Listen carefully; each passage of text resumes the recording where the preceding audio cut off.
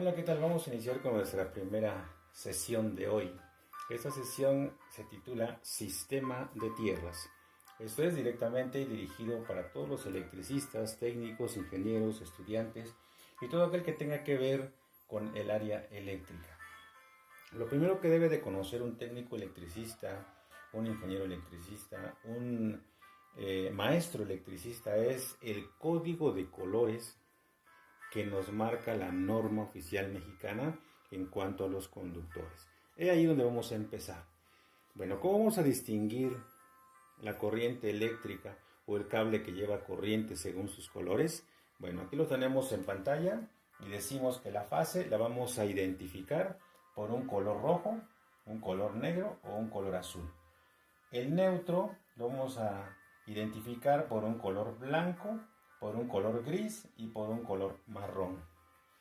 Las tierras que circulan o que se conectan en ese tipo de instalaciones la podemos encontrar como un conductor color verde, un conductor desnudo o un conductor verde con amarillo.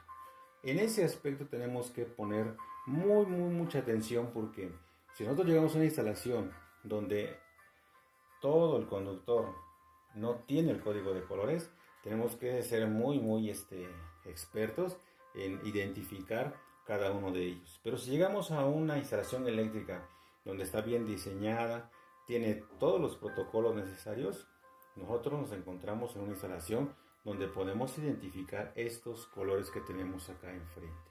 Bueno, lo primero es eso, distinguir los colores que tiene nuestra instalación eléctrica, y ahí nosotros vamos a distinguir también de qué estamos hablando. ¿Hablamos de una fase? ¿Hablamos de un neutro? ¿O hablamos de un sistema de tierras? Ok. Dicho esto, paso a lo siguiente. Algo muy importante que tenemos los electricistas, siempre lo encontramos, coloquialmente siempre lo hablamos, o siempre estamos diciendo cosas que a lo mejor por tradición se dicen, ¿sí? El día de hoy tenemos que aprender que algunos electricistas por lo regular manejan el neutro y lo mencionan como si fuera tierra. A veces dice ya conectaste las tierras, en lugar de decir ya conectaste el neutro. Ese dicho de tierra en lugar de neutro está, ahora sí como su nombre lo dice, está mal dicho. No debe de ser en una instalación eléctrica ese tipo de léxico eléctrico. Ok, vamos a tener que distinguir. Recordemos que el neutro que tenemos acá, ese neutro viene directamente del poste. Lo genera el transformador. Voy a explicar directamente cómo es que ese neutro o común se genera desde el transformador. Ok, aquí tenemos un esquema básico.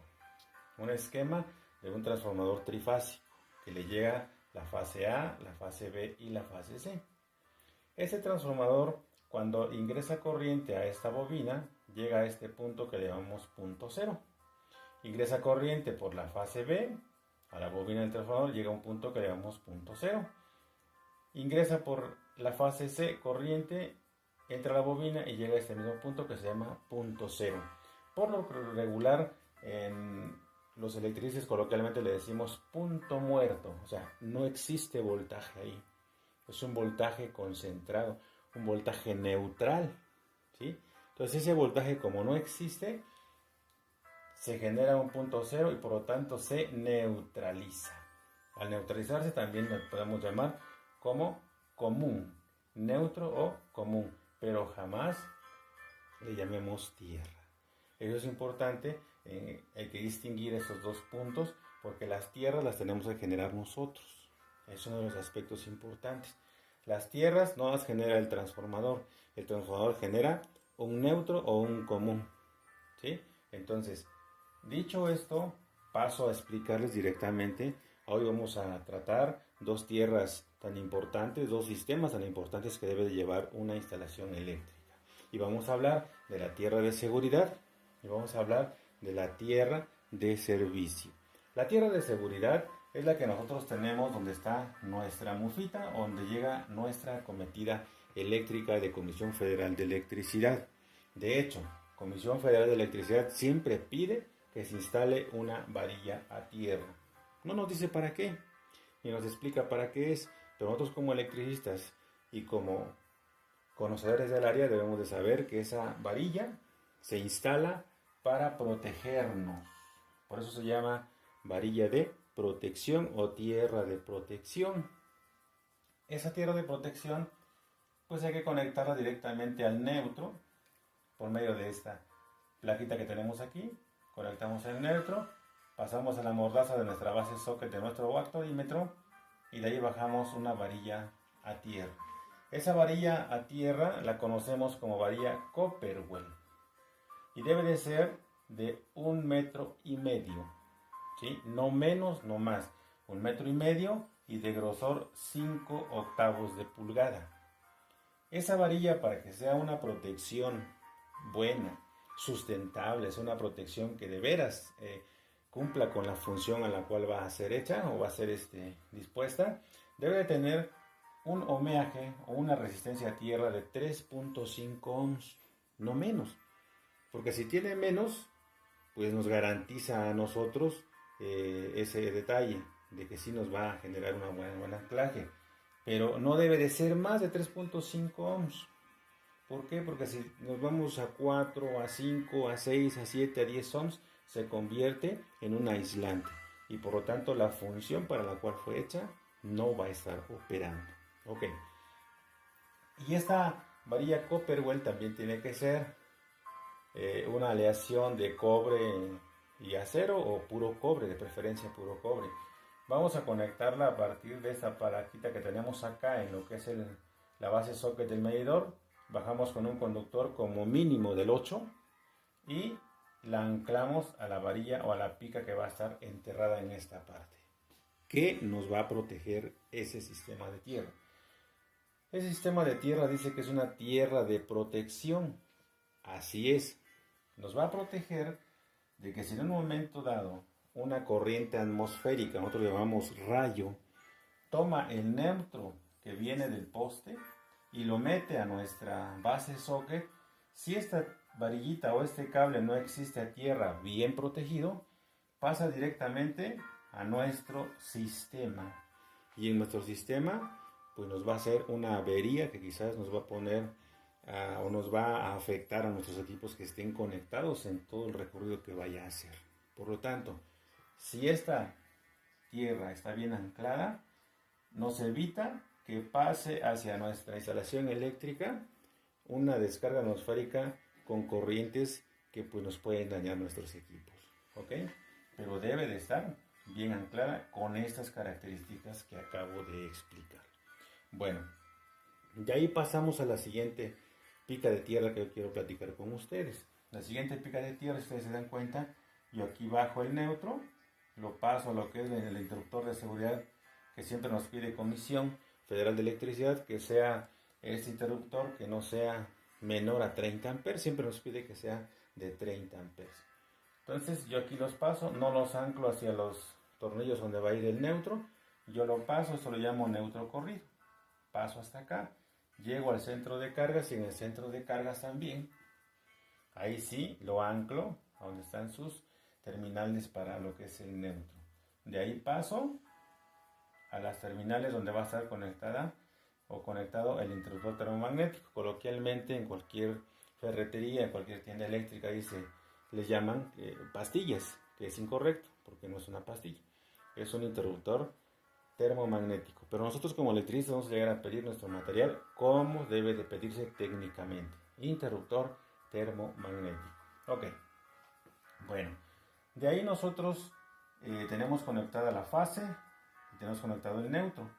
Entonces nosotros tenemos la conexión total o completa de la instalación mandando fase y neutro a donde se requiera.